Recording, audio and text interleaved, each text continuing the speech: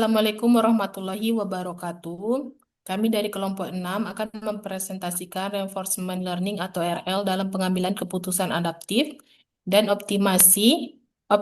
optimisasi dinamis. Kelompoknya yang pertama ada Delvin Harahap, yang kedua Muhammad Farhan, yang ketiga Sri Fatimah Sibuan, yang keempat Sunjaya.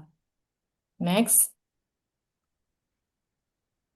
Next slide. Yang pertama topiknya yaitu pendahuluan. Yang kedua topiknya adalah pengertian reinforcement learning. Yang ketiga adalah topiknya arsitektur dan konsep kerja RL. Yang keempat topiknya penerapan RL dalam manajemen inventory dan supply chain. Yang kelima adalah topiknya kesimpulan. Oke, next slide. Yang pertama pendahuluannya, perkembangan teknologi kecerdasan buatan atau artificial intelligence atau AI telah membawa perubahan besar dalam dunia industri, khususnya dalam manajemen logistik dan rantai pasok. Salah satu cabang AI yang paling relevan terhadap pengambilan keputusan operasional adalah Reinforcement Learning atau RL. Tidak seperti pembelajaran tradisional yang membutuhkan data historis dalam jumlah yang besar, RL belajar secara adaptif dari tindakan yang diambil dan menerima umpan balik berupa reward atau penguatan yang positif, atau penalti penguatan negatif. Dengan demikian, RL sangat cocok digunakan dalam lingkungan dinamis yang terus berubah, seperti manajemen inventory, distribusi barang, dan penjadwalan pengiriman.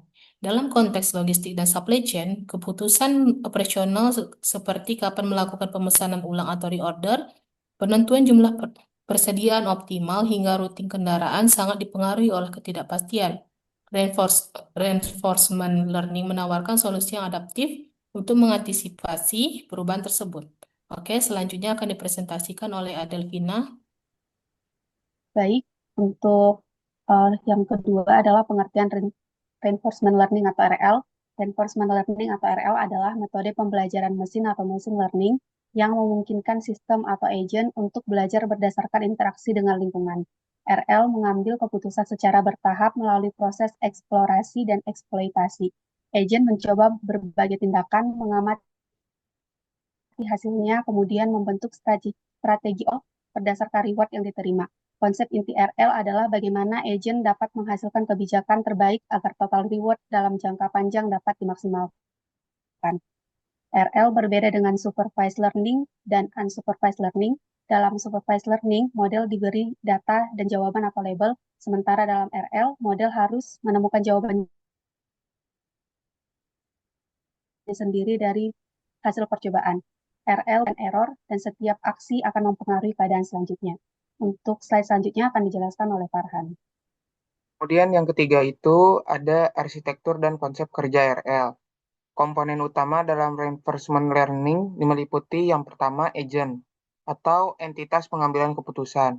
Yang kedua ada environment, yang dimana kondisi eksternal tempat agent berinteraksi. Yang ketiga ada stage, yaitu keadaan saat ini yang diamati oleh agen. Yang keempat ada action, yang dimana tindakan yang dipilih agen pada state tertentu. Dan yang terakhir adalah reward atau umpan balik terhadap tindakan agent, baik positif ataupun negatif.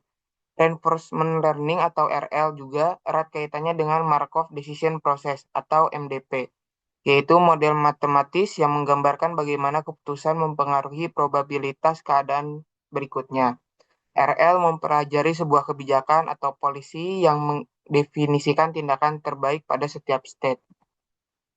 Yang pertama 3.1 yaitu prinsip eksplorasi dan eksploitasi. Salah satu tantangan dalam RL adalah menentukan keseimbangan antara eksplorasi dan eksploitasi. Eksplorasi berarti mencoba strategi baru yang belum pernah dicoba sebelumnya. Sedangkan eksploitasi berarti menggunakan strategi yang sudah terbukti memberikan reward tinggi. RL harus menyeimbangkan kedua hal tersebut agar dapat mencapai hasil optimal. Yang ketiga, titik dua yaitu algoritma dalam reinforcement learning atau RL. Beberapa algoritma populer dalam RL antara lain yang pertama yaitu key learning, yaitu agen membangun tabel keputusan berdasarkan nilai key.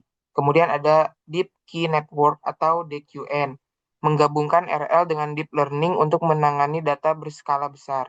Dan yang terakhir adalah Place Gradient, atau agen mempelajari kebijakan optimal secara langsung tanpa evaluasi nilai key. Selanjutnya akan dijelaskan oleh Sunjaya.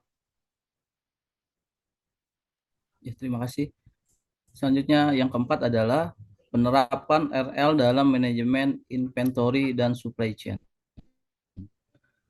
RL memberikan dampak signifikan pada manajemen inventory karena pengambilan keputusan dalam inventory berlangsung terus-menerus dan kondisi permintaan sangat dinamis. Beberapa penerapan RL diantaranya meliputi yang pertama, menentukan titik pemesanan ulang atau reorder point secara otomatis. Yang kedua, mengoptimalkan jumlah pemesanan atau order quantity berdasarkan demand actual. Yang ketiga, menentukan prioritas picking barang di warehouse secara real time. Lalu yang keempat yaitu routing kendaraan logistik untuk mengurangi biaya transportasi. Dengan RL, sistem dapat belajar dan menyesuaikan keputusan secara mandiri tanpa bergantung pada prediksi statis. Misalnya, jika permintaan meningkat secara tiba-tiba, RL akan menyesuaikan reorder point berdasarkan pola reward yang diterima sistem. Next. Yang terakhir yaitu kesimpulan, reinforcement learning atau RL menawarkan pendekatan pengambilan keputusan adaptif yang mampu menangani ketidakpastian dan dinamika operasional dalam dunia logistik dan manajemen inventory. RL memungkinkan sistem untuk belajar dari pengalaman dan mengoptimalkan keputusan berdasarkan reward jangka panjang. Dengan penerapan yang tepat, RL mampu mengurangi biaya operasional, meningkatkan efisiensi proses, dan mendukung otomatisasi pengambilan keputusan. Dengan demikian, besarnya kebutuhan industri terhadap keputusan cepat dan akurat, reinforcement learning menjadi salah satu teknologi yang sangat potensial untuk transportasi digital di supply chain dan inventory management. Demikian presentasi dari kelompok 6 terkait dengan review artikel reinforcement learning. Kurang lebihnya mohon maaf. Billahi taufiq walhidayah. Assalamualaikum warahmatullahi wabarakatuh.